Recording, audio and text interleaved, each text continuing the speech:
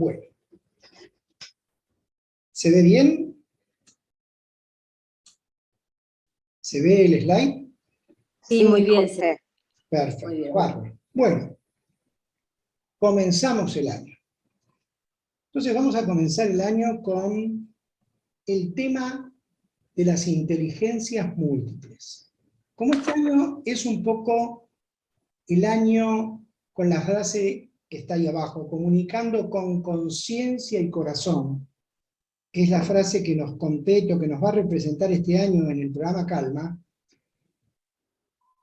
Al decir comunicando con conciencia, estoy entrando de alguna manera en la parte mental de la inteligencia. Porque si no tengo conciencia, no puedo desarrollar inteligencia. Por lo cual, ya que este año vamos a agregar un plus que es la inteligencia emocional en el trabajo, entonces empezar por las inteligencias múltiples nos parecía lo más adecuado. En el tema de la paradoja del ser humano. Gracias a... Cuidado, traten de no tocar la pantalla si están con un celular, porque si no las llenan de rayitas, porque no distingue el celular. Al ser táctil, cuando se toca el dedo empieza a hacer rayas. Desde mitad más o menos, o mejor dicho, desde la Edad Media o la Alta Edad Media en adelante, incluso cuando ya viene la era moderna con Descartes, con Kant, con Immanuel Kant, René Descartes, se termina creyendo que el ser humano es un ser lógico, es un homo sapiens, como ya me escucharon decir muchas veces. Y en realidad no es así. No es un ser humano pensante simplemente. Al contrario, el ser humano es principalmente sintiente. Es un homo sentis. Es un homo sentis. Por lo cual es muy importante entender que lo que nos define como seres humanos es la emoción, la capacidad de tener emociones y la parte cognitiva de esa emoción. Porque, a ver, un primate o un mamífero también tiene emociones. Lo hemos descrito, lo hemos visto en diferentes abordajes a lo largo del año pasado. Los mamíferos también tienen emociones, por supuesto, pero no sabemos si son totalmente conscientes de sus emociones. Nosotros no somos simplemente humanos que sentimos y vamos por la vida, sino que en realidad somos conscientes de nuestras emociones. Tenemos un correlato, lo vamos a ver dentro de un rato, un correlato visceral, somático de la emoción, todos los químicos que se desarrollan y las sensaciones, y a la vez también una parte cognitiva de la emoción. Y esa parte cognitiva en realidad es la que me permite entonces tomar conciencia de la emoción y lo que pasa en mi cuerpo. Cierren los micrófonos, por favor. Pero a la vez también somos seres gregarios. Necesitamos de el otro. Yo no puedo desarrollarme en forma aislada. Yo necesito de un tú, necesito de un nosotros, necesito de un ellos. Necesito de un tú para poder interaccionar. De hecho, mamá es tú, papá es tú cuando somos bebés. El medio familiar somos nosotros, porque es mi grupo de pertenencia. Y también los otros medios familiares o los chicos en el colegio, etc., son ellos. Y todo ese conjunto de cosas da la dualidad identificación, desidentificación. Y permite ir creciendo los estilos de apego, en el estilo de crianza de la criatura. Entonces, de alguna manera, somos seres sociales, que además utilizamos la inteligencia lógica, matemática, la lingüística, la verbal y no verbal, para poder desarrollarnos y comunicarnos. Ya lo vamos a ver en un rato. Entonces, toda esta digamos así, por eso llamamos la paradoja del ser humano, todo ese concepto que durante siglos se fue labrando, principalmente con Descartes, que decía, pienso, luego existo, lo refutamos hoy. Siento, luego existo. Primero siento. Porque hasta incluso Las emociones me hacen sentir y tomar conciencia de que soy, yo estoy. No es que pienso, si bien por supuesto no se puede separar la emoción o el sentimiento del pensamiento, pero en realidad tiene tanta relevancia el sentir que es mucho más fuerte que el pensar, para lo que es nuestras vivencias. Por eso decimos que el ser humano tiene un cuerpo, tiene una mente, tiene emociones y tiene una conciencia superior. Lo habrán, o lo hemos seguramente, nos habrán escuchado hablar de la conciencia superior, incluso los que están desde el año 2020, los compañeros que están desde el año 2020, y lo hemos aclarado alguna vez, pero no hemos ahondado mucho en eso. ¿Qué es la conciencia superior? La conciencia superior es la conciencia de que existo, es la conciencia de que tengo la posibilidad de sentir, de pensar, de verme a mí mismo. Tengo la posibilidad de ver mi mente, mis acciones, mis conductas, mi comunicación. O sea, el ser humano dentro de lo que es la escala biológica es el ser más desarrollado porque tiene conciencia de sí mismo. ¿Y quién tiene conciencia? ¿Cómo se toma la conciencia de sí mismo? Hay un libro que no me acuerdo del autor que es Consciente de ser consciente, se llama, ¿no? ¿Quién es el que puede ser consciente de que somos conscientes? ¿La mente? La mente es el ego, es el yo. Ojo que para la psicología sí, la mente. No, sino que tenemos que volver a los griegos.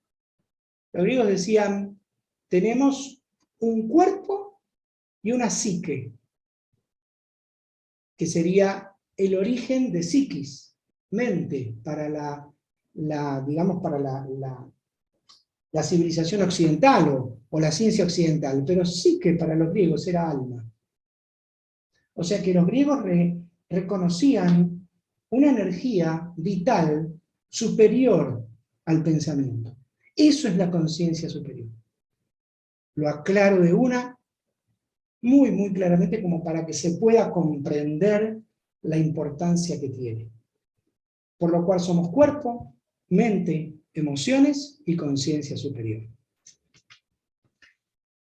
Uno de los grandes psiquiatras del siglo pasado, que fue discípulo de Freud en los albores del siglo XX, Carl Gustav Jung, dijo, la mente tiene un 5% de capacidad consciente y un 95% de capacidad inconsciente. Por eso la foto del iceberg. Es como que la superficie que está por arriba del nivel del mar, del iceberg, sería todo lo que es nuestra actividad consciente. Pero el resto está sumergida en las profundidades del mar, del océano. Y no lo podemos percibir claramente, porque si yo me paro en la punta del iceberg y miro hacia abajo, no voy a poder saber, si me preguntan, ¿cómo es de profundo el iceberg? No lo sé, porque no tengo la posibilidad de sondear hasta dónde llega esa profundidad. Esto, por supuesto, fue algo didáctico que él dijo. Según algunos estudios posteriores, se cree que es entre el 3 y el 5%. Siempre es aproximado, porque ¿cómo poder saber, cómo poder medir el inconsciente? Pero sí lo traigo a colación para que lo tengamos justamente en mente o presente. Que nuestra mente tiene un poquito de manifestaciones conscientes y un gran bagaje de manifestaciones inconscientes. Y en ese conjunto de manifestaciones conscientes e inconscientes existe una capacidad muy particular que se denomina inteligencia, y que todavía la ciencia no tiene un acuerdo de qué es la inteligencia. Hace mucho, un poco más de un siglo, la inteligencia se creía que era la capacidad de resolver problemas en forma lógica. Punto. Y todo lo que se hacía, y esto empezó justamente para poder, de alguna manera, calificar y seguir a los chicos en la edad escolar, por eso se empezaron a investigar la inteligencia y se empezaron a hacer test de inteligencia, En ese entonces se decía, bueno, la inteligencia es la capacidad de resolver problemas, de entender, comprender un problema y resolverlo. Y con eso generó conocimiento, comprensión, y eso es lo que da un poco tanto la RAE, la Real Academia Española, como definición, como también el diccionario de Oxford, que es el principal de la lengua inglesa. Facultad de la mente que permite aprender, entender, razonar, tomar decisiones y formarse una idea determinada de la realidad. Todo eso dentro de la lógica, de lo cognitivo, o cognoscitivo, si ustedes quieren. Y esa forma de pensar se mantuvo hasta prácticamente cerca de los años 90 en el siglo pasado, en el siglo XX. Se siguieron analizando la capacidad intelectual de una persona, de un niño, de un adolescente, a través de la capacidad de resolver problemas. Nada más. Entre ellos estaban los matemáticos, por algunos problemas lógicos, ese tipo de características. Entonces no se podía entender cómo gente con un alto coeficiente intelectual tenía una vida muy complicada. Gente con éxito en los negocios no tenía éxito en su vida personal. Esto era como una paradoja. No se podía entender muy bien. Podríamos decir que si nos acercamos más, que la inteligencia es la facultad humana que permite aprender, tomar decisiones y formarse una idea de nosotros mismos, de los otros y de la realidad. Eso como marco genérico de lo que es la inteligencia. Pero de ninguna manera podemos seguir creyendo de que la inteligencia es una. No. Está perfectamente demostrado que existen varios tipos de inteligencia en el ser humano. Pero bueno, por un lado vamos a hablar de inteligencia, por el otro lado de la emoción. La emoción es un estado del organismo. Es un estado que se observa principalmente, o se vive principalmente en el cuerpo, y que está caracterizado por una exaltación de procesos metabólicos o perturbación de procesos metabólicos, que predispone a la persona a una respuesta más o menos organizada.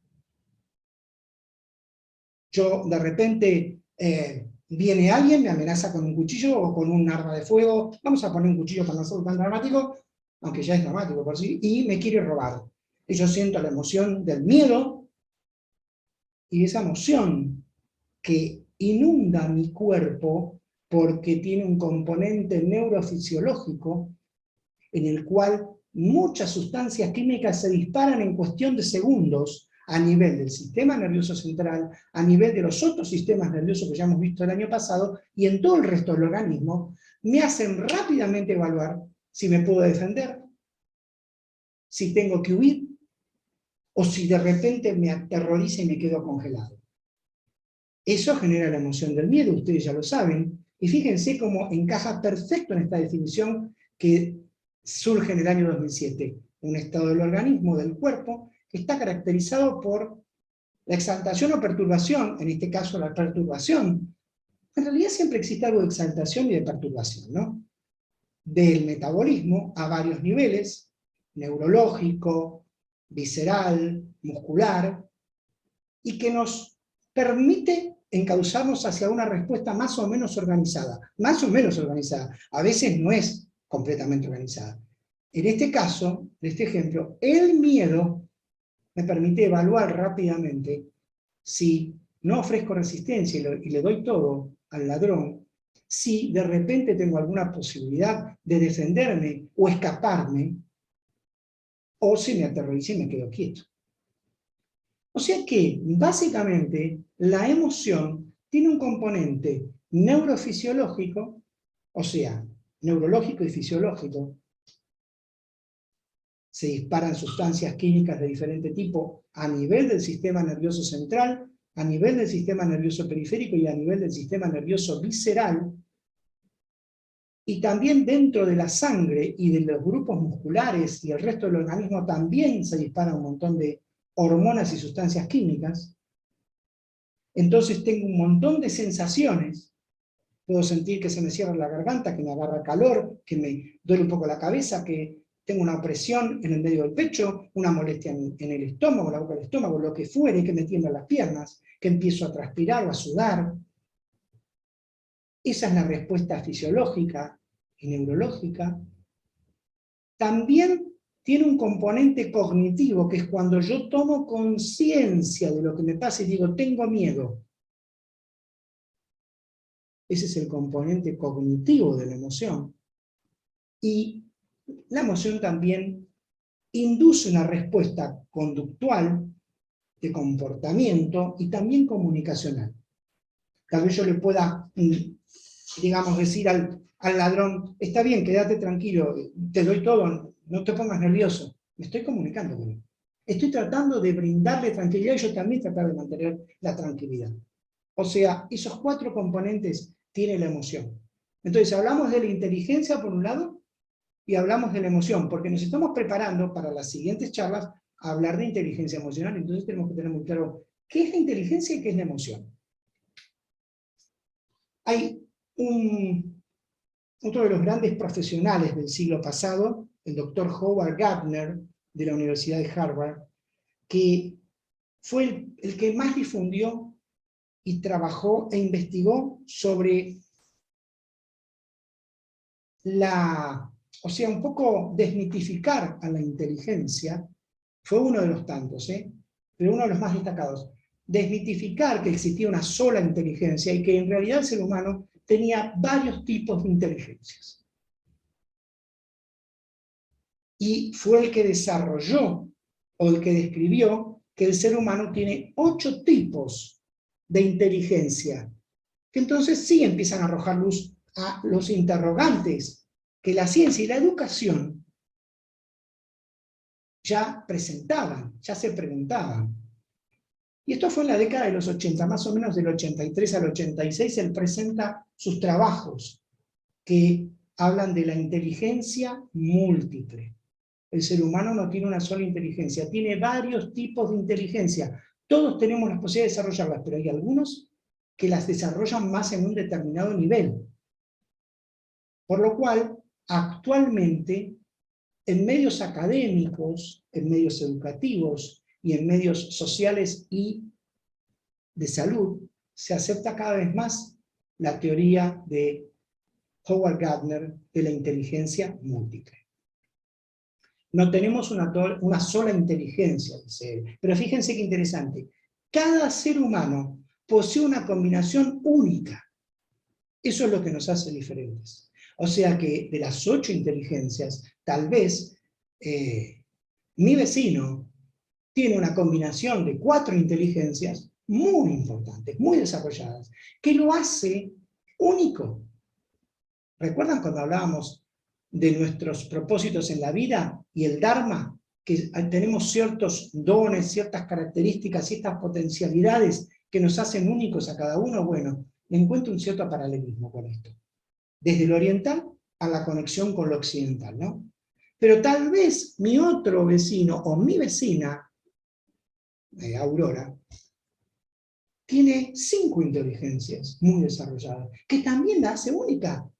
O mi vecino de la esquina tiene 3 inteligencias muy desarrolladas. Por ejemplo, Juan es muy buen deportista.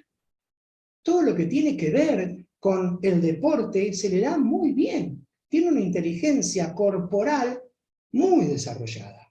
Y a la vez, también le gusta pintar. Aurora escribe libros y es una gran oradora. Cada vez que hay que desarrollar algo, le preguntamos a Aurora para que lo haga, porque ella tiene una comprensión y una comunicación y una facilidad para escribir increíble. Y mi vecino de la esquina es músico y crea unos temas y unas partituras que son espectaculares. Cada uno de ellos tiene capacidades únicas, gracias a la combinación de desarrollo de su inteligencia, de sus inteligencias. ¿Cuáles son las inteligencias que nos nombra Howard Gardner? Primero, él habla de la inteligencia primero, en realidad las puse en este orden, ¿no? La inteligencia, vamos a ir primero a la lógico-matemática, porque esta es la que primariamente se evaluaba hace siglos. La inteligencia lógico-matemática es la capacidad de la utilización de la lógica, el razonamiento, el cálculo, la resolución de problemas y también las abstracciones, la resolución de problemas abstractos incluso. Y está más que nada los centros que más la manejan, de algunas inteligencias se conocen los centros nerviosos, de otras todavía no, están principalmente en el lóbulo frontal y los lóbulos parietales, los dos que están por arriba de la oreja, digamos así, y los dos que están acá arriba de los ojos. Esa es la capacidad que nos permite la inteligencia lógico-matemática, que está muy ligada a la inteligencia lingüística. La inteligencia lingüística tiene que ver con el lenguaje, con la oratoria, con la capacidad de escribir, el uso de las palabras en forma efectiva, en cualquiera de sus formas. Incluso tiene que ver con la comunicación, tanto verbal, escrita, como, o sea, verbal y no verbal. Dentro de las que no verbales está la gestual, la escrita, ¿no? La visual, o la audiovisual. Y está más que nada desarrollada, o sus centros están más que nada desarrollados dentro de los lóbulos temporales. Los lóbulos temporales son los dos lóbulos que están por dentro de los oídos, de las orejas, dentro del sistema nervioso. Y tiene mucha relación con la capacidad de los idiomas. ¿Vieron que hay personas que manejan 5 o 6 idiomas? A mí realmente me asombran, ¿no? Conozco la hija de una amiga que maneja 7 idiomas, hasta japonés y chino mandarín. Es increíble la capacidad que tiene. Bueno, tiene una inteligencia lingüística muy desarrollada. Después está la inteligencia personal. La inteligencia personal, tomada como una sola inteligencia, tiene 2 subtipos, por eso a veces se dicen que en vez de 8 son 9, porque dividen a la inteligencia personal y la separan en las dos. Una es la inteligencia intrapersonal, la inteligencia sobre mí mismo en cuanto a lo emocional y lo vivencial. Es propiamente la inteligencia emocional. Aunque la otra, la interpersonal, que es la inteligencia social, también tiene que ver con la inteligencia emocional, ya lo vamos a ver en charlas posteriores. Pero podríamos, desde un punto de vista didáctico, para que se entienda, decir que la intrapersonal es la que más compete a la inteligencia emocional, y la interpersonal es la que más compete a la inteligencia llamada social. La inteligencia de relacionarnos, en donde está la comunicación, la conducta, la interacción con los demás, el trabajo en grupo, la dinámica grupal, etc. Y en la emocional, lo vamos a ver con más detenimiento en otras charlas, la inteligencia emocional tiene que ver principalmente con el darme cuenta, tomar conciencia de mis propias emociones y aprender a gestionarlas. No ser reactivo ni reactiva, sino empezar a ser proactivo. Es todo un desafío.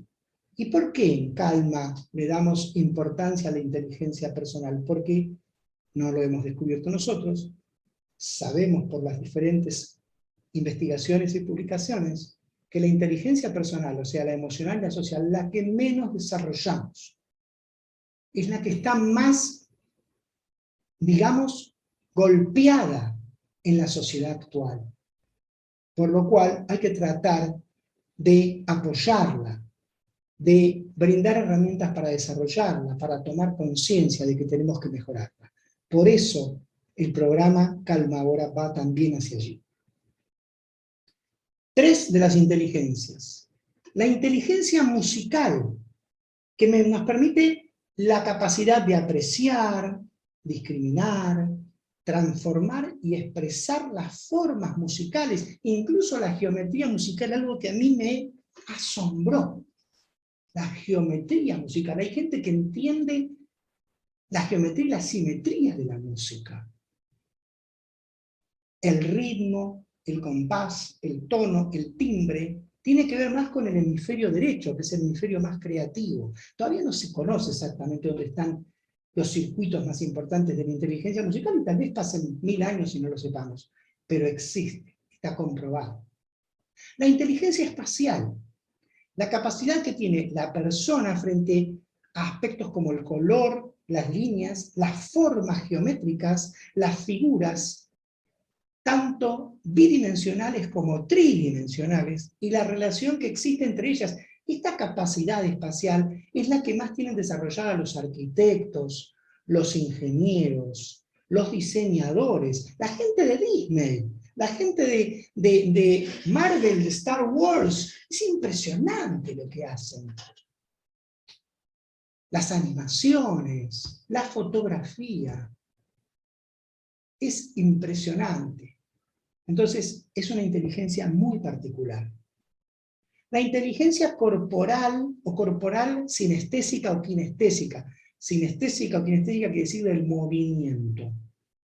Viene de cinética, movimiento. Corporal o sinestésica o sinestésico corporal. Es la capacidad de unir el cuerpo y la mente para lograr el perfeccionamiento del desempeño físico. Ahí ya se dan cuenta. Los deportistas, la gente de ballet, la gente que baila cualquier otro tipo de bailes o de ritmos, los profesores de baile, la capacidad de poder explorar el entorno y los objetos por medio del tacto, del movimiento, del ritmo y la coordinación motriz, los profesores de gimnasia, de educación física, los atletas de alto rendimiento. Fíjense que es muy especial. Estamos hablando de campos totalmente delimitados. Lo más interesante es que estas inteligencias, como les di en el ejemplo anterior, se pueden combinar. Se pueden combinar. Y también se pueden desarrollar. Y terminamos con las últimas dos. La inteligencia naturalista, que es la capacidad de distinguir, clasificar y manipular elementos del medio ambiente. Objetos, también del medio ambiente, animales, plantas, la biosfera, los ecosistemas. Esta inteligencia la tienen los biólogos, los antropólogos, la gente que se dedica al desarrollo y la cría de, por ejemplo, ganado, de animales, los zoólogos. Y la inteligencia existencial, que sería el aspecto cognitivo de lo espiritual, de la inquietud por las cuestiones esenciales, de la esencia. La capacidad de poder situarse uno mismo en relación con las características más extremas del cosmos y con determinadas características existenciales de la condición humana. Fíjense, los cosmólogos, los astrónomos, los que profesan y cursan una fe, por ejemplo, los monásticos, también cualquier otra persona lo puede desarrollar, obviamente. Tiene que ver con eso, con mi relación con el cosmos y con el ser y con el universo. Fíjense que cada una de las inteligencias, por lo cual voy a volver para que las repasemos, son campos o dominios ontológicos, porque serían dominios ontológicos, dominios de estudio del ser, absolutamente delimitados. Cuando yo hablo de inteligencia lingüística y veo lo que expresa es muy claro. La inteligencia lógico-matemática también. O sea, a ver, no se toca, no es que cuando hablo de inteligencia lógico-matemática hablo también de lenguaje, escritura, no tienen nada que ver una con la otra. Sí se combinan, se intersectan, se suman cuando es necesario, pero el dominio de cada una es diferente. La inteligencia personal, intrapersonal e interpersonal, la musical. Increíble, tenemos una inteligencia musical, qué asombroso. Ahora nos explicamos por qué Beethoven, Bach, Mozart, Chopin, la miércoles, por eso era. La espacial. Veamos las 7 maravillas del mundo antiguo, las 7 maravillas del mundo moderno. Transitemos por la mente en los recuerdos, ahondémonos un poco en el hipocampo, vayamos a los recuerdos de las ciudades que hemos visitado y las grandes monumentos o edificios que hemos visto, o creaciones del hombre.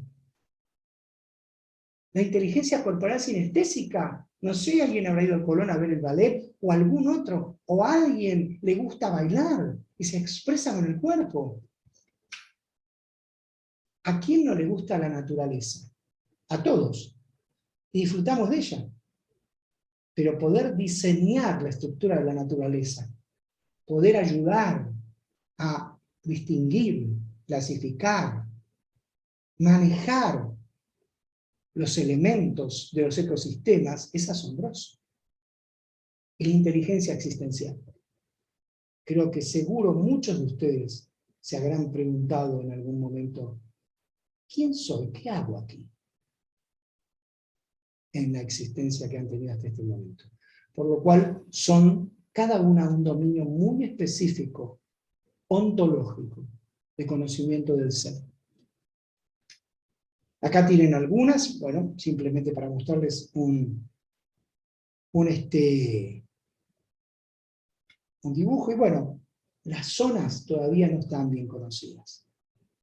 Les mentiría si les dijera que se tiene ya todo claro. Al contrario, la neurociencia sigue investigando, pero así como dice, ojo, que la empatía tiene sus circuitos y la compasión otros, y el amor benevolente pasa por este lado, y en las inteligencias todavía es tan complejo que todavía no han podido sortear las áreas del cerebro que estarían relacionadas. Y digo de esa manera, atención, no confundamos, no se generan en el cerebro, se generan en la conciencia superior. Ahí se genera la inteligencia. El cerebro es un efector. El cerebro es un efector. Por eso, los neurocientíficos más actuales, con mucha prudencia, dicen, cuando estudiamos una persona meditando, vemos que se activan tales y tales zonas del cerebro. Parece que estarían en relación con tal y cual cosa. O cuando describen los pasos que se generan cuando uno medita, en donde uno primero se enfoca sobre la respiración como hicimos antes, llega un momento en donde se desenfoca y se va atrás de un pensamiento o algo y cambia el patrón cerebral. Aparece después otro momento en donde toma conciencia de que se desenfocó y un cuarto momento donde reenfoca. Ellos no dicen, bajo ningún punto de vista, que el cerebro genera todo eso. No, no. Existen ciertas áreas del sistema nervioso central que estarían en relación con cada momento de la meditación, con cada situación de la meditación. El cerebro no genera nada. El cerebro es un efector. El que genera las cosas, la que genera las cosas es la conciencia superior. Así lo vemos desde este programa. Yo puedo generar las cosas porque puedo enfocarme en mi conciencia superior, que es creadora. Esa es la realidad.